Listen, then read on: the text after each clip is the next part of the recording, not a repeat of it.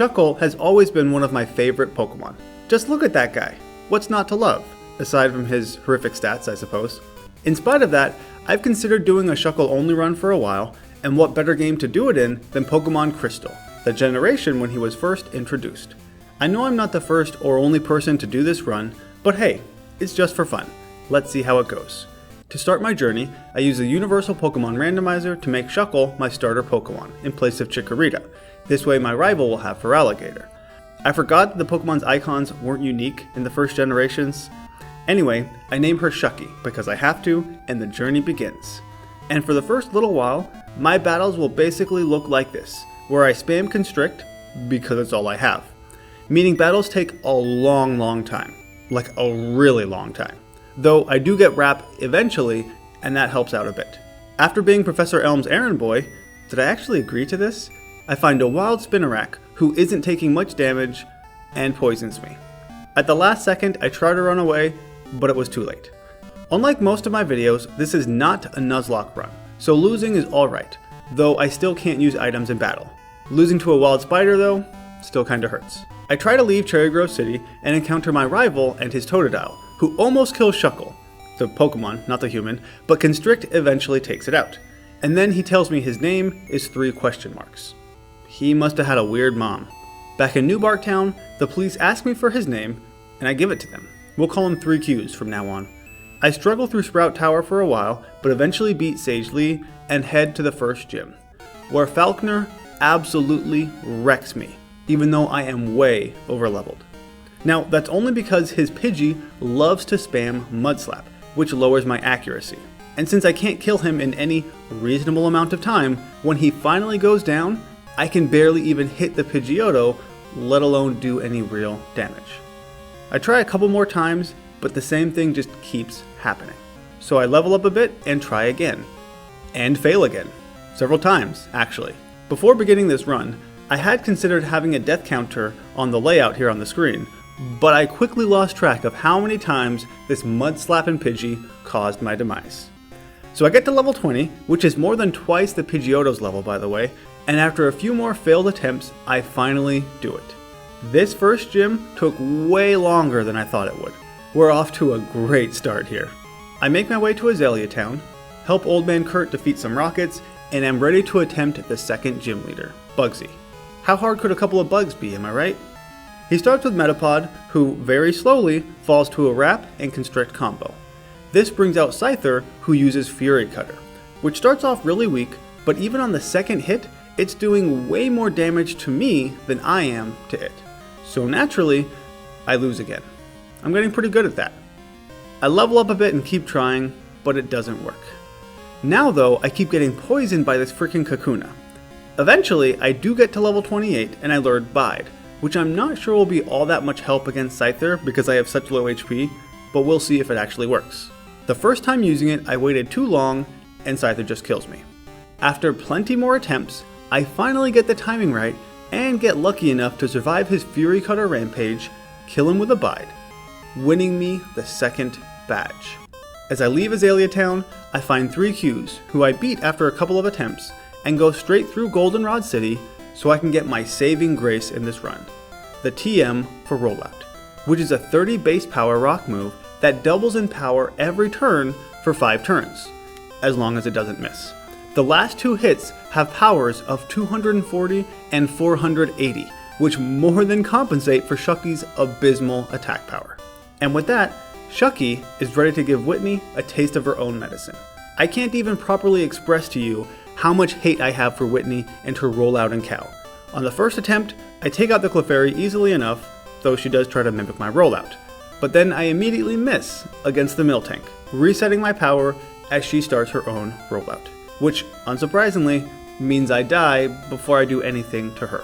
But on the second try, things work out, as Clefairy hits me with a really strong looking Hyper Beam that does 3 whole damage to Shucky, and then my rollouts don't miss Miltank, so she goes down in 2 hits. Take that, Whitney. Now that we've got rollout, things are looking up. After losing a single time, Whitney cries like a baby. Man, she could not handle a Shuckle only run. The number of times I've lost already, especially against the first gym leader, she would have died of dehydration long before getting to this point. Anyway, I do get the 3rd badge, and before leaving Goldenrod, get Return in the department store and teach it to Shucky. I don't want to rely only on rollout, after all. Then I get a quick claw from this lady in the park, which I immediately give to Shucky to help her outspeed things, because she is slower than dirt. If you like challenge runs like this, or hardcore Nuzlocke videos, be sure to like and subscribe. And I'm always open to hear suggestions about future runs in the comments below. In Ecruteak City, I find Bill bragging about his time capsule letting you trade Pokemon to the Gen 1 games. Storytime. Back in the day, my older brother was the first to get a Gen 2 game, which I don't really remember how that happened. I still had Red, like a sucker, and I was obsessed with Sentret, for some reason, I have no idea why. I was super excited to get a Sentret into my Red game, and I didn't understand why it wouldn't work. It was very frustrating. The moral of the story is that I was a stupid kid who didn't understand how coding in video games worked. I still don't actually. And that Bill's time capsule is crap. Thanks for nothing, man. In the burned down tower, 3Qs gives me a bit of trouble and it takes a few tries, but I do barely win, and then a hole appears directly underneath me as 3Qs makes fun of me for falling. After seeing what are supposed to be the legendary dogs, that they don't really look very dog-like, I go fight Morty, who believes he is the chosen one or something like that. It's time to teach him that he's actually just a nobody. Now, his first Ghastly uses Curse on me, and I think it's all over. But Curse won't actually deal any damage as long as I kill his Pokemon every turn. So I get lucky, and Rollout doesn't miss, taking out all of his Pokemon without feeling the curse. And for the first time in the run, I have beaten a gym leader on the first attempt. This feels good. I find a cool little room on top of the lighthouse, and then make my way all the way across the ocean to fight Chuck, who shows how tough he is by throwing a boulder that somehow just disappears.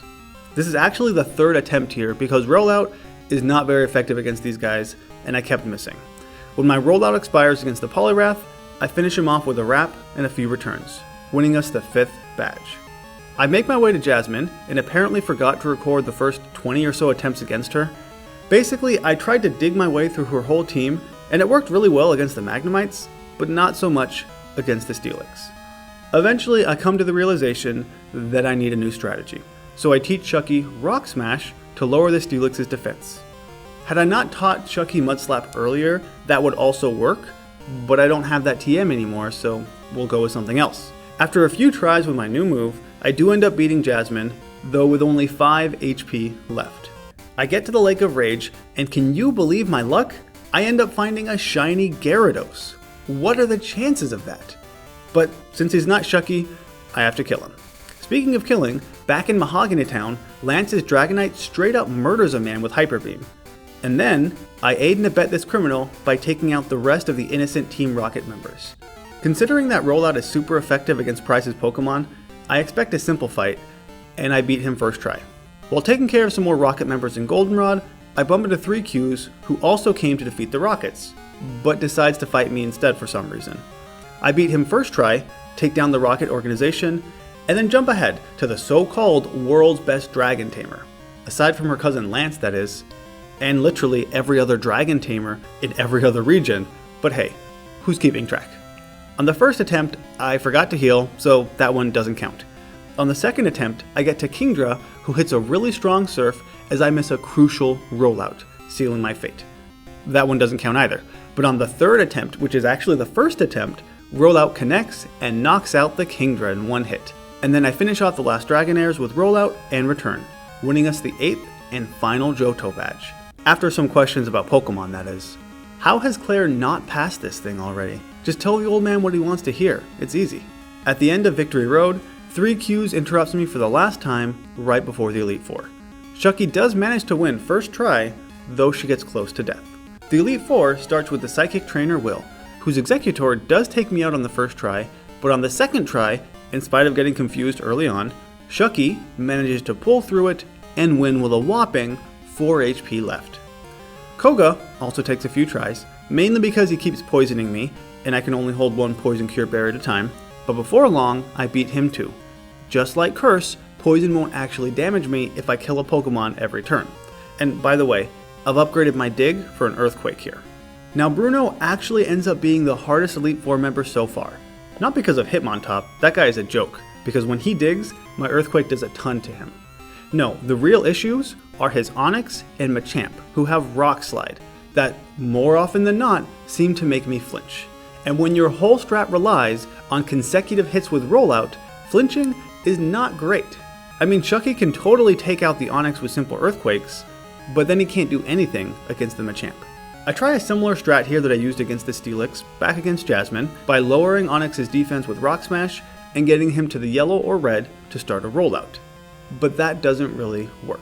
I do get past the Machamp once or twice, but by that point rollout is spent and Chucky can't go the distance. So after failing with the strategy for a long time, I finally decide to bite the bullet and just teach her Defense Curl. I tried to avoid doing this because I didn't want to make her too OP, but nothing else is working. The reason this is so ridiculous is because a single Defense Curl doubles the initial power of any subsequent rollout, from 30 to 60, which means that by the 5th hit, instead of being 480 power, it has 960, which does a crazy amount of damage. It's almost over 9,000. However, this still doesn't solve the main issue here, that I can flinch.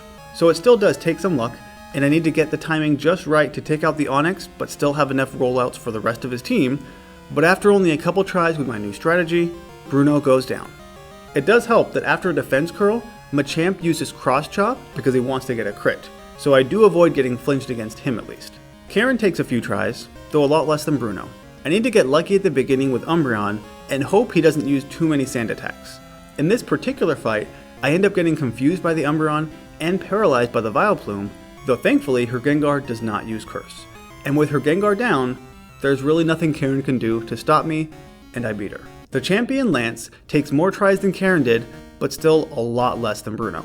I start with a Defense Curl and rollout and just hope that things work out. And I don't, for example, get frozen by his Dragonite. You know, little things like that. When I do finally end up beating Lance, Lil Shucky gets to level 65, only 15 levels higher than Lance's strongest Dragonite. So it's not really all that impressive, granted, but my goal now is to beat Red at a lower level than any of his Pokemon. If I can even get there without leveling up too much, that is. So Lance takes me to the Hall of Fame that I'm gonna skip because we can see the credits later. It's time to head to Kanto. After wrecking some people on a boat, I get to Vermilion City, which lacks a certain notorious truck. The Lieutenant Surge fight is simple. I mean, I am 20 levels higher than any of his Pokemon, and I have Earthquake, so yeah, it was not challenging. In Saffron City, I get Psychic to prepare myself for the Psychic Gym. Shucky can't use it, but it's one of my favorite moves, so I get it anyway. The Sabrina fight actually ended up being pretty lucky. Against Espeon, I start with Return, which did less than I had hoped, and swap to a Defense Curl, Rollout, Sweep. Quick Claw lets me take out the Alakazam, but Mr. Mime reflects and barriers, so my Return does basically nothing. Instead, I set up another rollout and barely win with 23 HP left. Nice. Next is the gym with only women, where Erica tries to shoot the breeze and talk about the weather or something that no one cares about. The fight starts off relatively slowly because when I finally get my rollout going, Tangela just puts me to sleep. Eventually I wake up and take it out with a few returns. Victory Bell comes out and I have to start my rollout rain again that manages to take out all of the rest of her Pokemon. I thought I might actually have to retry that one, but nope. First try. I take the bike path down to Fuchsia, where I absolutely destroy Koga's daughter. I barely even need to comment here. I am 30 levels higher than her team, and they've got nothing against Chucky. We're halfway through Kanto, and just breezing through this place. I eventually, and I mean very eventually, is that a phrase? Find the missing power plant piece in Cerulean Gym. It's a lot easier to find in the remakes. This lets me fight Misty, who I'm actually very concerned about, because all her Pokemon are water type. You know, from the Pokemon movie.